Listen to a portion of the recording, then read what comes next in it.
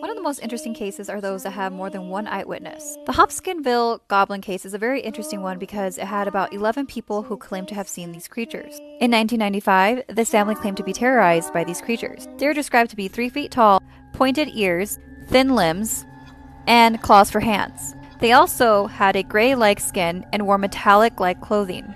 One night, the family had enough of being terrorized and they fled to the sheriff's department. The sheriff followed them back and noticed right away that the property had a lot of damage done to it. They also noticed some weird lights. The victims claimed to have used shotguns as a means of protection. Now, did these 11 eyewitnesses see something, or did they just kind of wanted attention? We'll never know.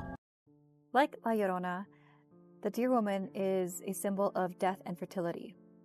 She's actually depicted in a lot of Native American folklore. The deer woman presents herself as a beautiful young lady, sometimes a deer, and sometimes a combination of both.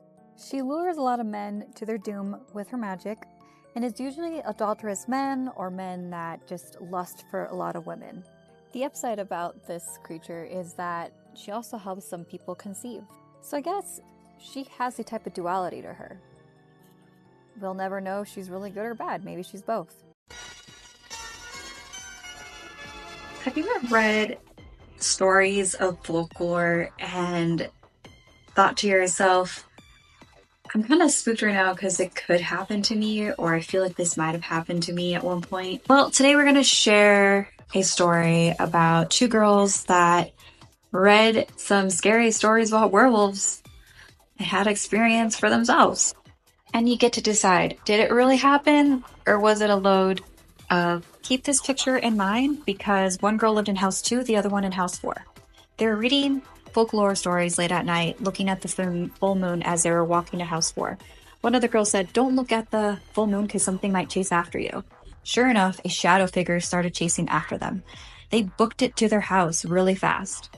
The shadow figure almost caught up, but then ran across the street and stared at them behind the 2 trees of her neighbor's house. So what are door knockers? Countless of people have experienced a phenomenon of 3 knocks on their door with no one there. According to this, a group of 3 rob figures believed in many Philippines to knock on doors in the middle of the night, bringing bad omens. In 1998, at around 3 a.m., this user says that she was sound asleep and she heard 3 very loud knocks. Looking through the peephole, she didn't see anybody there. What's really eerie and chilling is that the door is inside a gated community with 6-foot-high brick walls. No one could have run off without being seen or heard. If they were to climb the gate, you would have been able to hear it.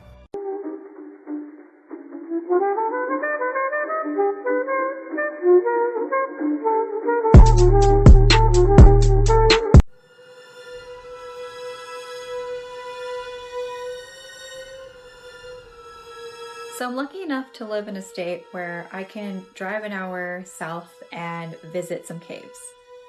Really fun family time, right? Right? Well, I found a story on Reddit that I wanted to share with you guys tonight. And you get to decide, is this actually a fun outing for family, or is it a spooky evening in the caves? Really recommend reading all the stories from this thread, but here goes one of the ones that caught my eye. After guiding my tour through a 4-tall passage, I stood with my back to the second staircase leading down into the main cavern, facing my group as they shuffled into the room. While I was waiting, I heard a psst from behind me and beneath me, and I turned and I pulled out my flashlight and no one was there. After how many hours I'd given, never have I heard a voice even just psst. Needless to say, I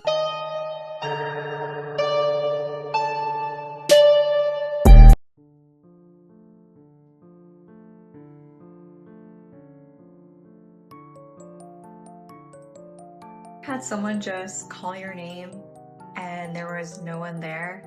Maybe it happened once or twice or even 3 times. Today we're going to be sharing a story about someone who had an experience.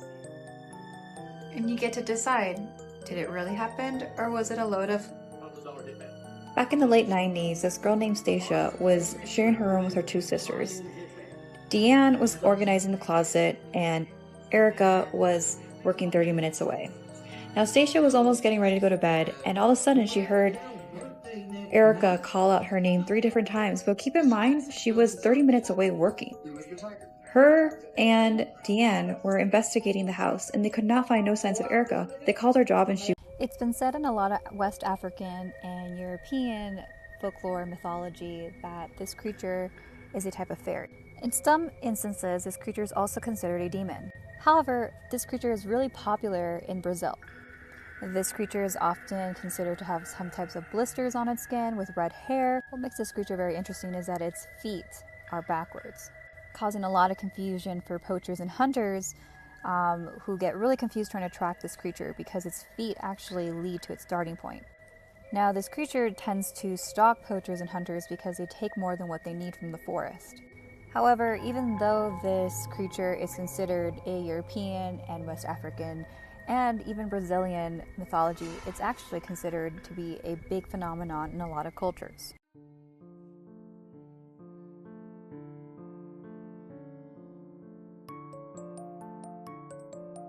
Today we're going to talk about dreams. Do they really come true? And you get to decide. Is it a true story or is this a load of... So my sister had a really good friend in high school who they were in cheer together. They're really good friends. Well, one night, my sister went home and had this really weird dream. She dreamt that her uncle's friend got into a car crash and passed away. The next day, she told her friend, "Hey, I had a dream that your uncle died." That night, her friend's uncle died. She gave her a call and was very scared by my sister. As many times my sister apologized, they were never really... Omens are a big phenomenon believed to bring or foretell good news or bad news, and they come in different types of symbolism. A big one that I've heard about quite often is the ghost dog, hell dog, demon dog. They have different names of it, but also very similar definitions and descriptions, depending on where you grew up or what your culture background is. Now, it is said that when you see a dog, a ghost dog, or a hell dog, that you want to turn your back towards it, face away from it, per se, close your eyes, and don't look at it. Make sure you don't make eye contact with it, because if you do, you might get some bad luck or even death. And if you like this type of content, make sure that you give me a like and give me a follow. I like to tell scary stories from time to time and share folklore stuff.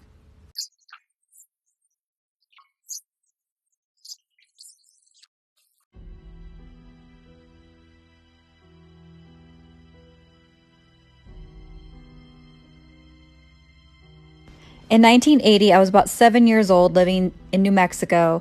You know when they say that you wake up at around 3 or 4 in the morning, something bad happens? Well, that was the case for me that night. I heard these screaming sounds a few different times, and it was so loud that I could just feel it in my soul. And the animals started acting strange. The cat hissing, the dog howling and whimpering, the barn animals acting very strange. I looked out the window and I saw the shadow of a woman coming closer and closer to the house. At one point in Spanish, she said, "Oh, my kids." At that point, I knew that it was La Llorona. I started to shake my mom up very violently to wake her up. I said, "Mom, do you hear that screaming?" And she goes, "Honey, I don't hear anything." I think the weeping woman knew I woke my mom up. You know, when you ask someone to pick a state or pick a general area of the United States that they think is freaky, has a lot of paranormal activity, most people pick the East Coast or the southern states. And I'm not going to lie to you, for me, it was Alaska. Today I'm going to share a story that my husband shared. In 2012, my husband did the Mount Marathon race in Seward, Alaska. On that day, 66-year-old Michael Lamont was also there to do the race. Now, my husband's been doing this race since he was a kid, and he knows these trails like the back of his hand. And he said that it was really hard to go for anything to really go missing for that long. It's almost like it's an open field. So it was really eerie that he just went missing. His body was never found.